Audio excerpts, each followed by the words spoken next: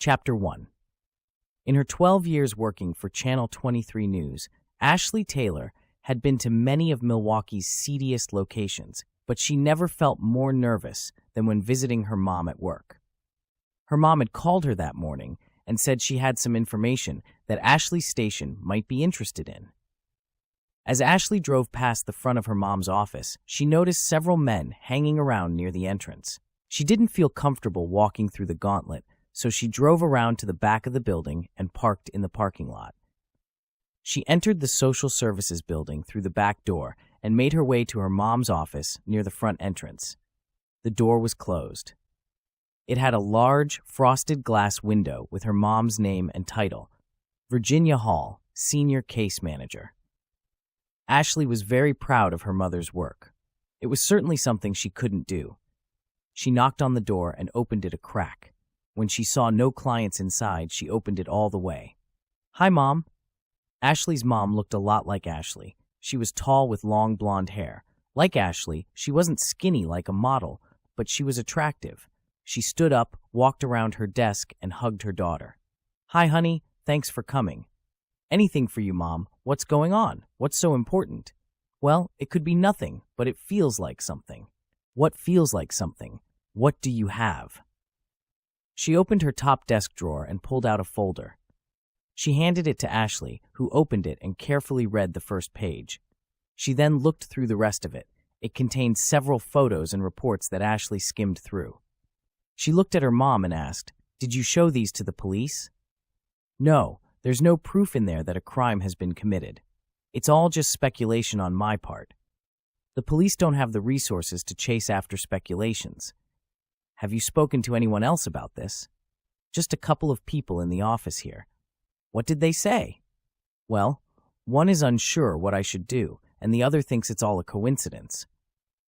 "I'll be honest, Mom. I'm not sure if this is enough to start an investigation. Even if it was, the station is still short an investigative reporter. Why don't we talk about it over lunch? I'll buy. Later, if you feel there is something you can do, I'll make copies for you." "Okay, Mom. That sounds good." They went out the back door and walked to Ashley's car. As they were about to get in, someone wearing a ski mask approached, pointed a gun at Virginia Hall, and fired twice. Ashley screamed as she watched the gun turn toward her and fire. Joe opened the front door and picked up Katie. She giggled as he carried her over the threshold. When he put her down, she said, "You already carried me over the threshold 2 months ago when we bought this house." "Yes, but this is the first time we have been here as a married couple." Katie kissed Joe and said, "I love that you are so traditional." "I was raised in a different time." "You sure were. Now go get the luggage out of the car." "Your command is my wish, my dear." Katie shook her head and said, "Always with the jokes." "That's why you love me," Joe said as he walked out the door. Katie entered the kitchen and saw a gift basket with wine, assorted cheeses, and crackers. The card attached to it read, "A little something to keep the honeymoon going. Love, Susan, Michael, and Eric." When Joe returned with the luggage, she showed him the basket and said, "It's from your family. It seems someone raised them right." Joe put the suitcases down, took Katie in his arms, and kissed her passionately. After several seconds, she pulled away and said, "Oh, did you think I was talking about you?" Joe reached down and tickled her side. Katie laughed, and Joe said, "Never forget I know where your ticklish spots are." "I hate that you are not ticklish," Katie said. "I have to be better than you at something." "What are you talking about? You are better than me at everything. More experienced, maybe, but not better. I'm certainly not better than you at looking good." Katie put her arms around Joe and kissed him. "Well, you are better than anyone at making a girl feel good." "Speaking of feeling good," Joe said, "I think it's time for a healing session." "Oh, I love those," Katie said as Joe led her to the living room. They sat next to each other on the sofa and held hands. They both closed their eyes as Joe thought of Katie as an extension of his body.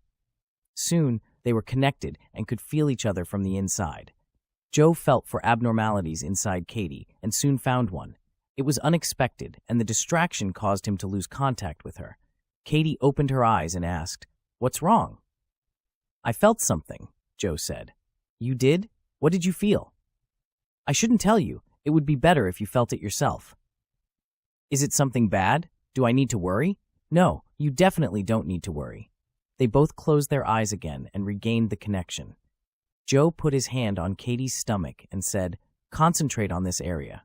Katie concentrated on the area around her abdomen for several seconds before feeling it. She opened her eyes, let go of Joe's hand, and said, "Oh my God, I felt another life." "That's right," Joe said. "You're pregnant." Katie cried with joy and hugged Joe. "I'm so happy. This is incredible. How many women get to connect with their baby like this?" "I would guess you are the first in over 100 years.